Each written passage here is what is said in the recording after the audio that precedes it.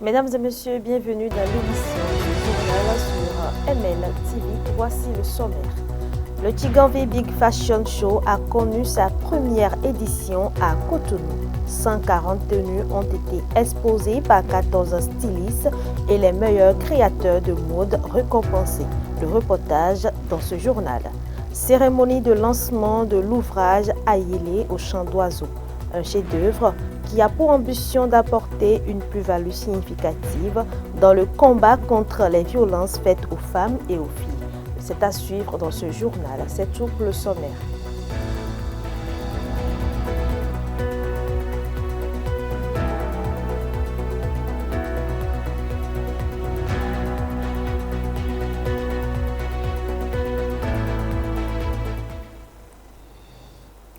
À nouveau, bienvenue chers internautes. Le Tiganvi Big Fashion Show a connu sa première édition le week-end écoulé à Cotonou. Un podium de créativité où 14 stylistes ont célébré le tissu Tiganvi avant de récompenser les meilleurs créateurs de mode.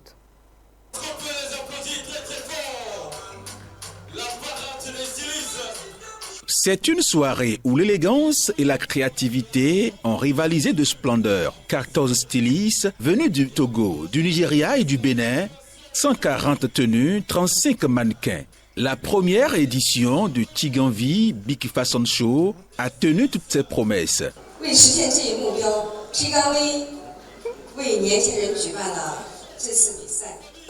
soir, nous nous réunissons non seulement pour célébrer la mode, mais aussi pour honorer l'héritage culturel de l'Afrique à travers la marque Tiganvi.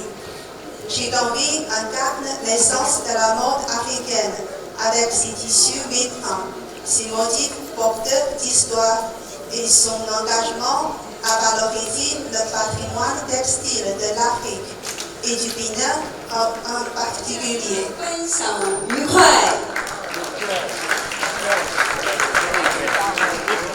Sous le thème « Tiganvi, allume ta flamme », le public a plongé dans l'univers des tissus Tiganvi, magnifiés par le génie créateur de chaque styliste. Des couleurs éclatantes, des coupes audacieuses, des styles variés, tout pour sublimer l'art vestimentaire africain.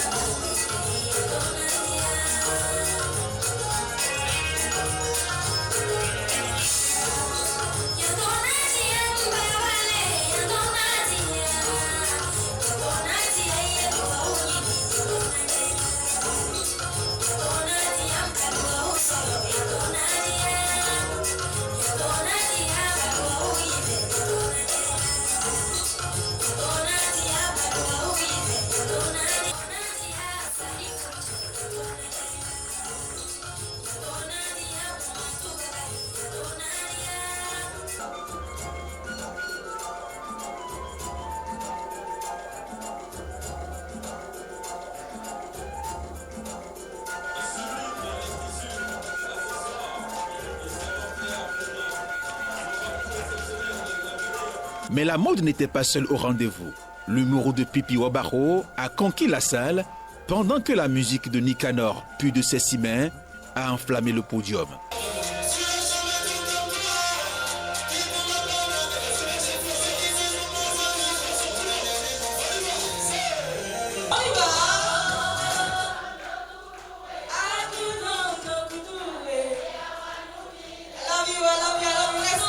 Point d'orgue de la soirée, la remise des prix aux lauréats du concours des meilleurs créateurs de mode.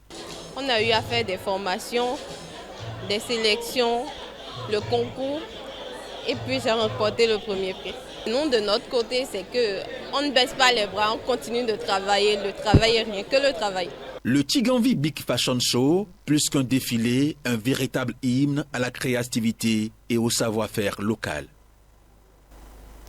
Le défilé terminé, la magie a laissé place aux émotions, enthousiasme, fierté et émerveillement.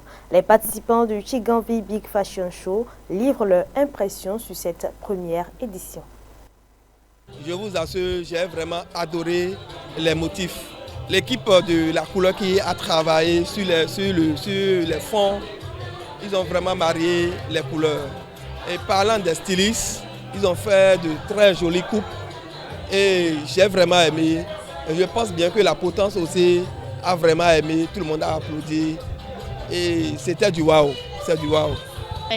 Je ne m'y attendais pas à ça. J'étais dépassée des prestations. Non. Vraiment, la mode a pris une autre allure. Ça nous permet à nous, créatrices de mode, de faire encore plus dans la mode. Je suis très contente. Je me sens soulagée. Puisqu'il y a eu beaucoup de stress, beaucoup de travail surtout.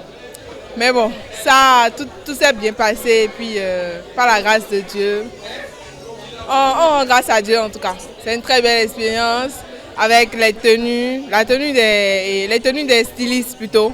Les tenues des stylistes qui étaient très bien. Les stylistes ont fait de beau travail. Franchement, c'est vrai, on dit, sans mannequin, il n'y a pas de défilé, mais sans styliste aussi, il n'y a pas de défilé. Le Chant d'oiseaux de Cotonou a abrité samedi dernier un événement littéraire marquant le lancement officiel de l'ouvrage Ayélé. Ce nouveau chef-d'œuvre a pour ambition d'apporter une plus-value significative dans le combat contre les violences faites aux femmes et aux filles.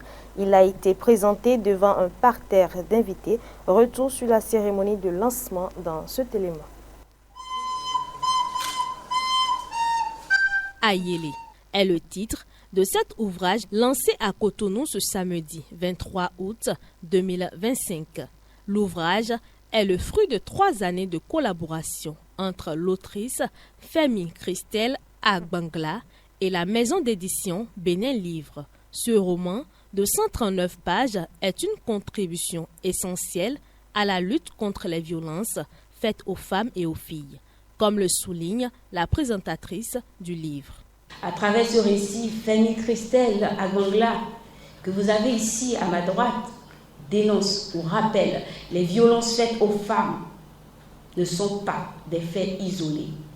Elles existent dans nos foyers, dans nos villages, dans nos villes et parfois même dans nos traditions. Mais elles ne doivent pas être une fatalité.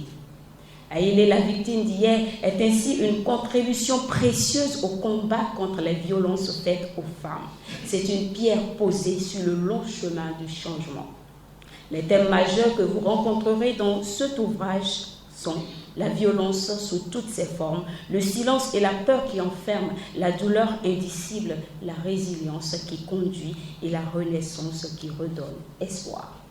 Pour l'éditeur, Ayélé incarne un féminisme responsable et constructif. Loin des excès, ce livre n'est pas seulement une histoire, c'est un cri de cœur. Il y a la lutte dans la vie réelle, on lutte pour l'épanouissement de la femme, pour des femmes fortes, des femmes puissantes. Mais dans les ouvrages, on continue de créer des personnages féminins faibles, très faibles, qui se développent, qui évoluent toujours dans l'ombre d'un homme ou d'un garçon.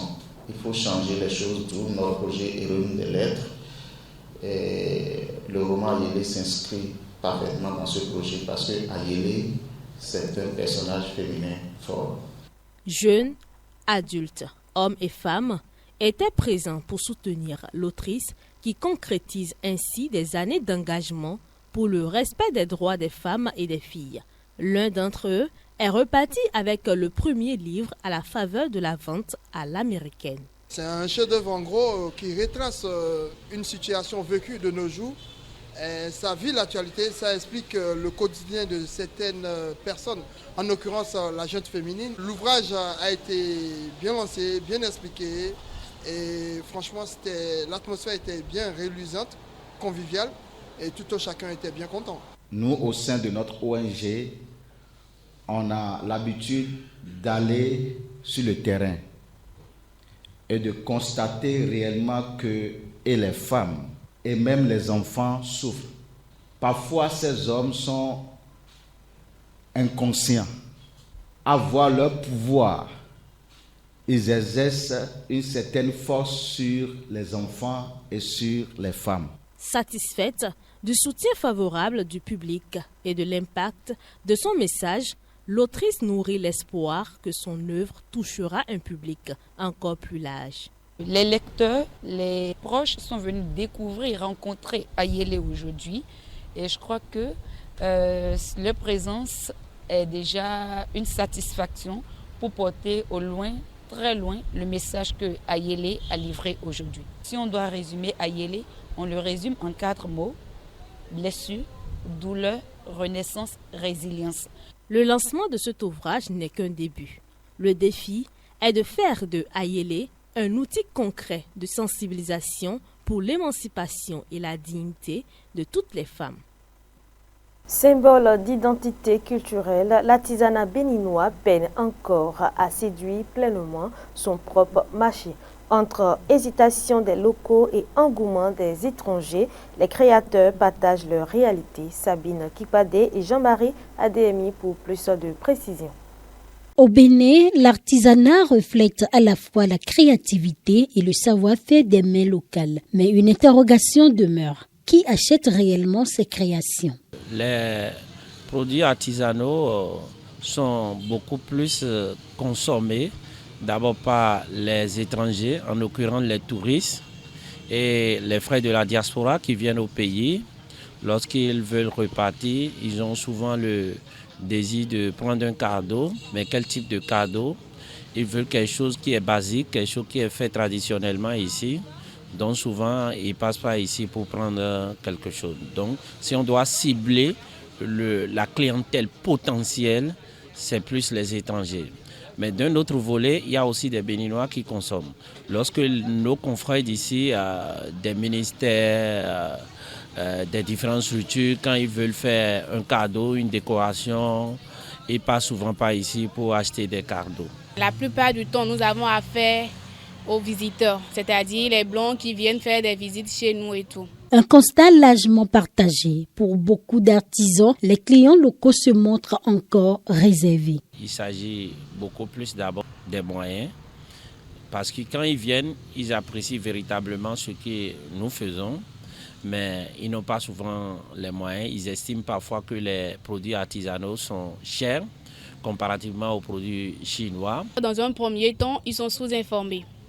Et de l'autre côté, d'autres fuient la réalité de notre pays. Parce que quand vous venez chez nous, vous avez des trucs typiquement faits chez nous et tout. Mais d'autres vont dire, quand tu prends telle chose, ça a trait à la religion. D'autres vont dire, quand tu viens, c'est cher et tout. Donc, ils sont un peu négligents par rapport à ce que nous leur proposons, sans savoir que nous faisons la valorisation de nos produits locaux, du savoir-faire béninois et de tout ce que nous avons chez nous.